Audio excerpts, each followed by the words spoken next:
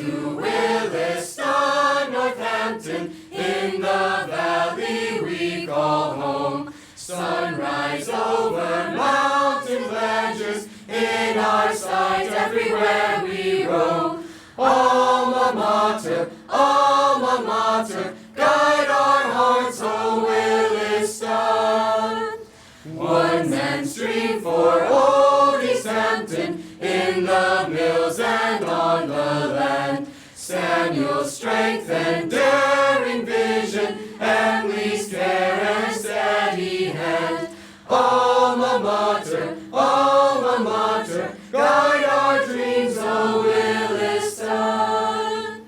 Once a gem in old Northampton, memories near proud college walls. Sarah's love and Dorothy's wisdom, joyful bell summons one and all. Alma mater, guide our minds, O Williston. Hail to Williston, Northampton, elm trees watchful gaze is true. Brave and honest souls are gathered, always proud of the green and blue. Alma mater, guide our lives, O Williston.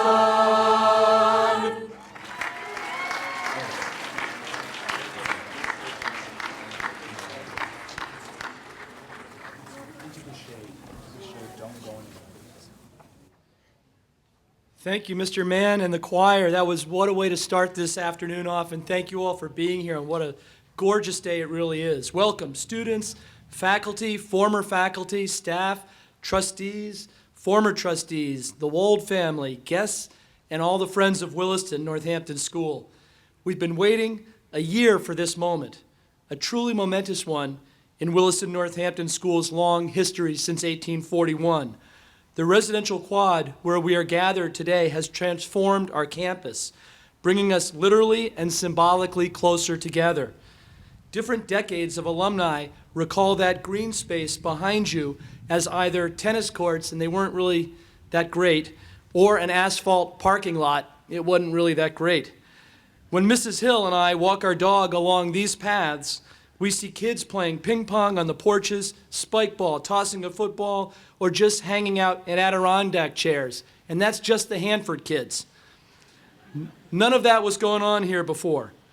Schools are built by those who come before you, and you should never forget our debt of gratitude to them. One woman I will never forget is Emily McFadon Vincent. So who is Emily McFadon Vincent? Who is the person named on that sparkling new dormitory? Think of this.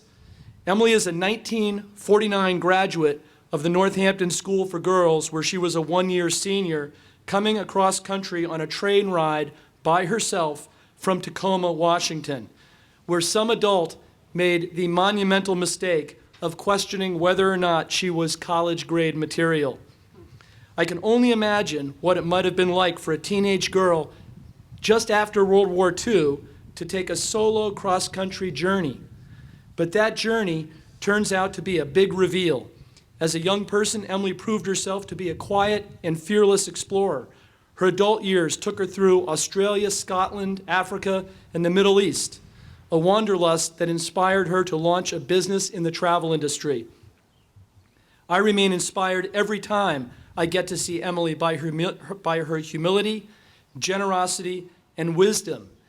We had to convince her to name the building after her, and she is the second leading donor in the school's history. What an honor it is to be able to read the plaque as we officially dedicate the building. It is the first building to be named for an alumna.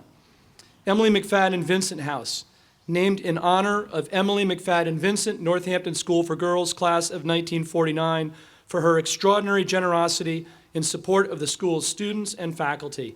This home is Emily's tribute to her 1 year at Northampton School for Girls, a year that revolutionized her life and serves as an example to the students and alumni that share her sense of adventure and entrepreneurial spirit. Seems really fitting that we're celebrating 50 years of coeducation this year. Turning now to the dormitory that I'm standing on the porch, formerly known as 194 Main Street. I will ask Board Chair John Hazen White in a moment for his remarks, but let me just say that the Wolds, as a family, represent everything we hope for in Williston. The first Wold I got to know was way back early in my career as a teacher and coach at Westminster School down in Simsbury, Connecticut. And she's here today, Abby Strong. And her dad, Peter Wold, class of 1967, was one of the first alumni I visited as a new head of school when he put me and Mr. Yates through the paces at his ranch in Casper, Wyoming. I'm still here, Peter. I was fortunate to be able to meet Peter's mom and dad, who lived complete lives well into old age. And it's there that I connected the dots and saw the strength that runs through this family. They're an amazing family, and we're so proud to have them here today. Mr. White, can I turn to you now for the dedication?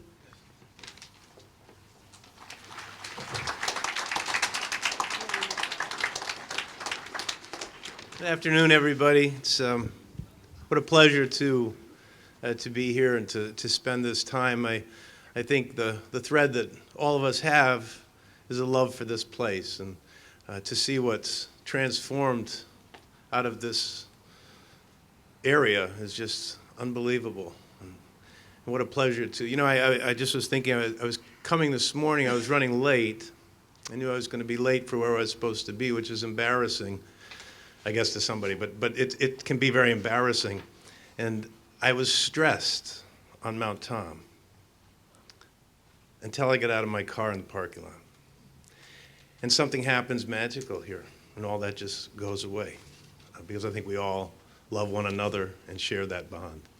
What a special day to be able to share and to dedicate this great home behind me to the Wold family. I would say that this family, Peter and Marla and their children, Joe, Chelsea, his wife, and Abby and Matt, this is a very, very committed family to this institution. And I would say by that they're committed to one another and to all of us. Something so special. Peter graduated from here in 1967, having played football, lacrosse, track, I guess, and has gone on to become a trustee from 1999 till 2008, just leaving the board just after I got on. I didn't mean anything by that, but Peter, that was a good thing. It was a great time.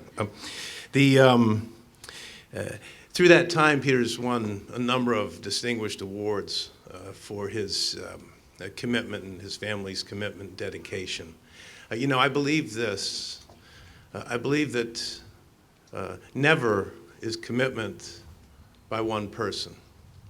In a case like the Wold family, it's a family commitment. And for that, Peter, we're truly grateful. Marla, really, you guys. It's been so interesting to note also that Peter's son, Joe, graduated in 2006 and met his wife here, Chelsea Cutting, whose dad I also know from being on the board. Is a very special friend to me. We were always very close. This is a close community. So here we are. And they were married, by the way, in the chapel, just here. It's a great story. But what an honor to be able to do this. I will also tell you, Peter, I don't know if you know this, but when I was first on the board, I was having a questionable experience. I wasn't particularly happy. I always wanted to be a part of this school all my life, and I wasn't particularly excited as a board member. And just before I was going to exit, maybe, thought about, Peter put me in a position of head of one of the committees, the committee he was on, governance, on the board. And it changed my experience, and here I am. I don't know how many years later, but I think it's fair to say I'm standing here with all of us because of you. And to me, that's a great, great thing. So it's my pleasure, my honor to introduce you, Peter, and your family, and honor you with this home behind us. God bless you.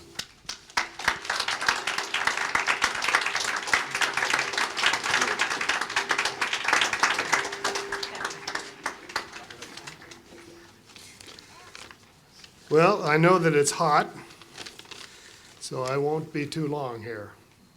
But before I get started, I want to thank my wife, Marla, my daughter, Abby, Joe, Chelsea, and the two little ones, my grandchildren. One of the reasons that we're all here, absolutely. But in addition to that, there are some special people that I want to introduce. My cousins, the Pearson family, Sandy, Paige, Robin, and Tracy, and I know that they're here. I also want to introduce Mark and Christy Cutting, Chelsea's parents. Mark was mentioned as a Williston trustee.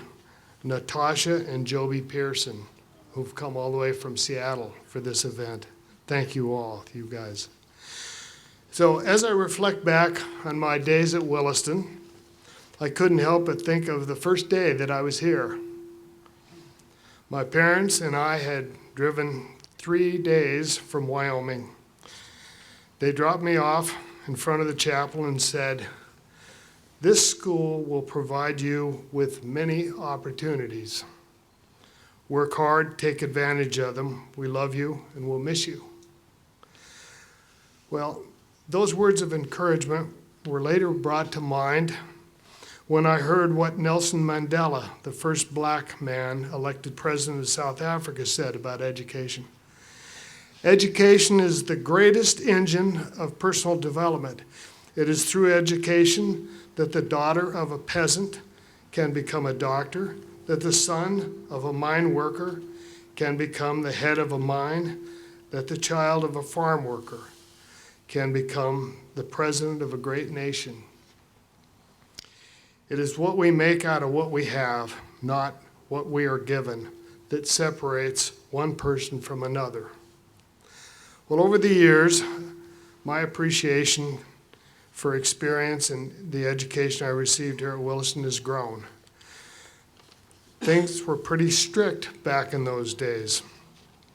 We had to wear a coat and tie to our meals, to classes. In the spring semester, we were allowed to wear shorts, but we had to wear knee-high socks. Daily chapel service was mandatory, and attendance at meals was taken.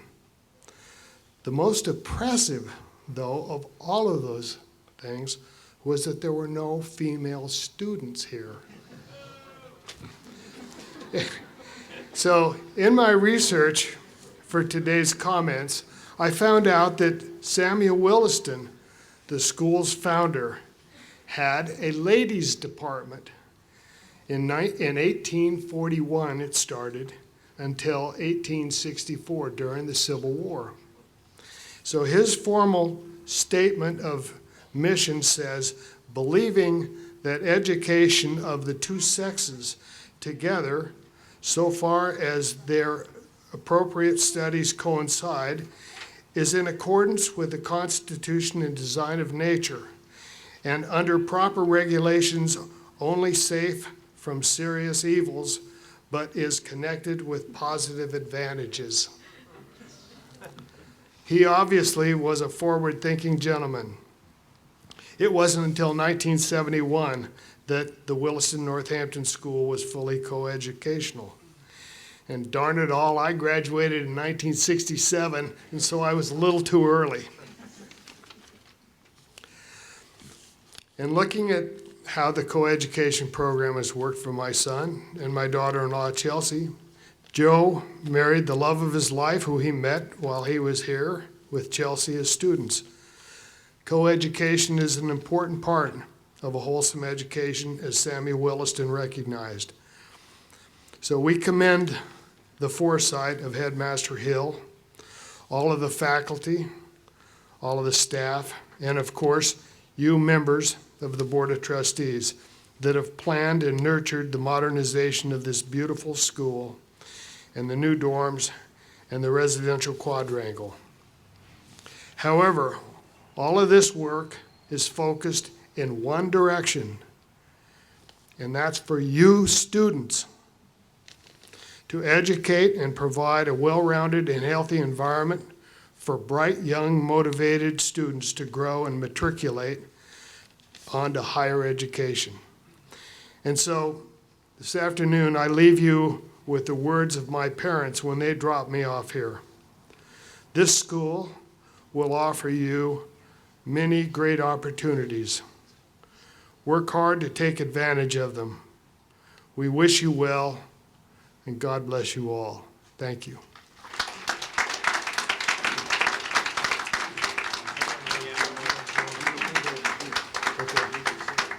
Now I would like to invite two other alums to come up here and briefly give their comments, Joe and Chelsea.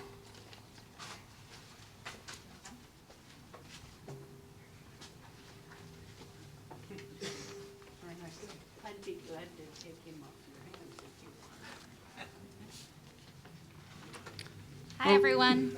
It's so nice to be here on campus. Thanks everyone for coming. It's so special. It's such a special time of the year for us to be back. Welcome. Yes, thank you all to everybody who helped organize this dedication.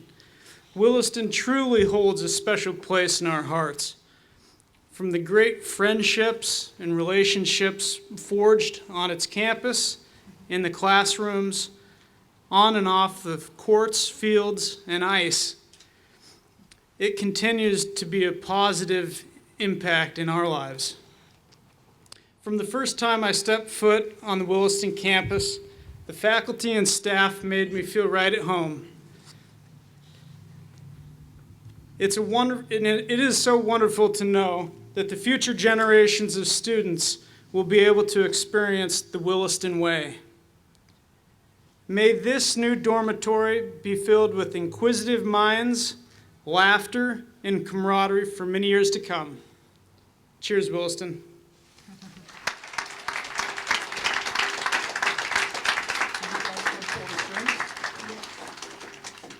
We're gonna go pull the string.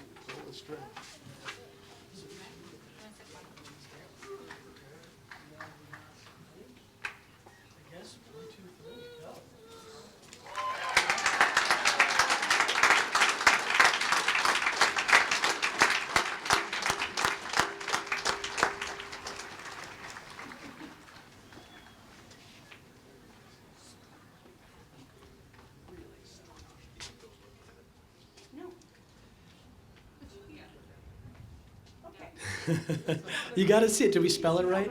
Here we go. Thank you all. Have a great Williston afternoon. Go Wildcats.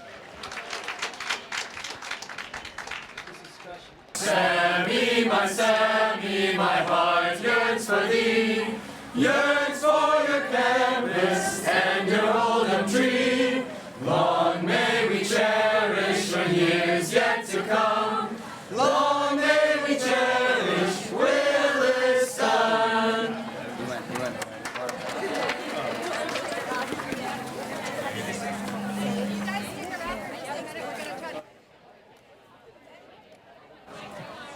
Look nice. On the Air Force 2. Air Force 2.